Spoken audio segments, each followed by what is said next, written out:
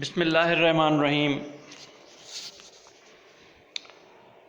निज़ामुद्दीन औलिया अल्लाह साईं जो हिकिड़ो तमामु वॾो बुज़ुर्ग थी गुज़रियो आहे। उहो जॾहिं पंहिंजे शागिर्दनि पंहिंजे मुरीदनि में वेठो हूंदो हो त हिकिड़ो जुमिलो चई बेहोश थी वेंदो हो ऐं उहो जुमिलो हूंदो हो त असां धोबीअ जे पुट खे बि इश्क में न पुॼी सघियासीं। शागिर्दनि हुनखे अर्ज़ु कयो त साईं इहो धोबीअ वारो किसो कहिड़ो आहे? तंहिं ते निज़ामुद्दीन औलिया हीउ किसो उन्हनि खे ॿुधायो त हिकिड़ो धोबी ऐं उनजी घरवारी बादशाह जे ख़ानदान जा कपिड़ा धोईंदा हुया। जॾहिं उन्हनि जो पुटु जवान थियो त उहो बि उन्हनि सां गॾु कपिड़नि धोराइण में उन्हनि जो मददगार थियो। बादशाह जे महल मां शहज़ादीअ जा बि कपिड़ा ईंदा हुया ऐं उन्हनि कपिड़नि खे धोईंदे धोईंदे धोबीअ जो पुटु उन जे इश्क में गिरफ़्तार थी वियो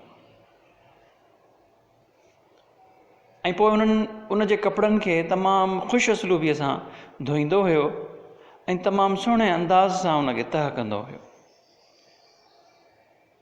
वक़्तु गुज़रण खां बाद में हुन उन जे कपिड़नि खे अलॻि करे धोईंदो हुयो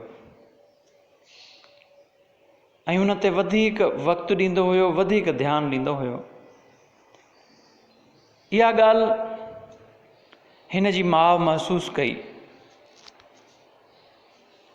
ऐं पंहिंजे मुड़ुस उन धोबीअ खे ॿुधायईं त ही माजरा आहे। धोबी ॾाढो परेशान थियो ऐं हुन चयो त हीउ छोकिरो त असांजे सॼे ख़ानदान खे माराए छॾींदो। पोइ उन धोबीअ पंहिंजे पुट खे मना कयो त तूं अॼु खां वठी कपिड़ा न धोईंदे।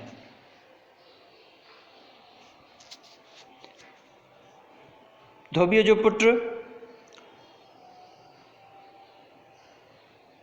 बीमार थी पियो ऐं बीमार थियण खां बाद में वफ़ात करे वियो। वक़्तु गुज़रंदो रहियो। शहज़ादीअ महसूसु कयो त हुन जा कपिड़ा को ॿियो थो धोए।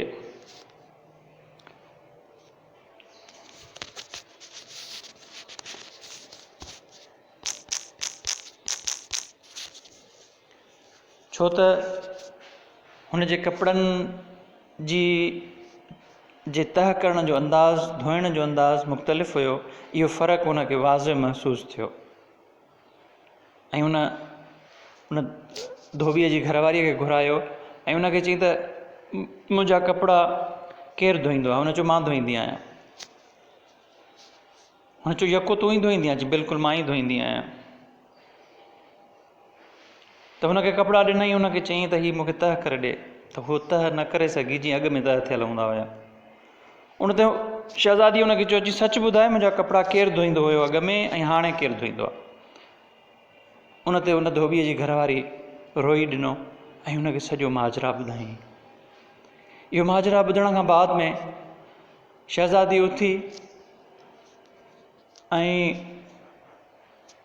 जेके बि उन जे बाग़ में सुहिणा सुहिणा सुठा सुठा ख़ुशबूदार गुल हुया उहे घुरायईं ऐं उन जी क़बर ते वञी उनखे छटियईं ऐं पोइ मामूल बणाए छॾियईं। जेसि ताईं ज़िंदा हुई त उन जी वफ़ात वारी तारीख़ ते उन जी क़बर ते वञी इहे गुलनि जो तोहफ़ो उनखे ॾींदी हुई। त निज़ामुद्दीन औलिया इहा ॻाल्हि करे पंहिंजे शागिर्दनि खे चयो त जेसि ताईं हू इहे कपिड़ा धोईंदो हुयो तेसि ताईं हू ज़िंदा हुयो। छो त उन में हुन जी जेका इश्क जी जेका चाहत आहे उनखे को न को रस्तो मिलंदो हुयो। अहिड़े ई तरीक़े सां जेको मोमिन आहे उन जी इश्क जी चाहत निमाज़ आहे। ऐं जेकॾहिं निमाज़ बि न हुजे हा त हू इन इश्क में मोमिन फाटी बि सघे थो।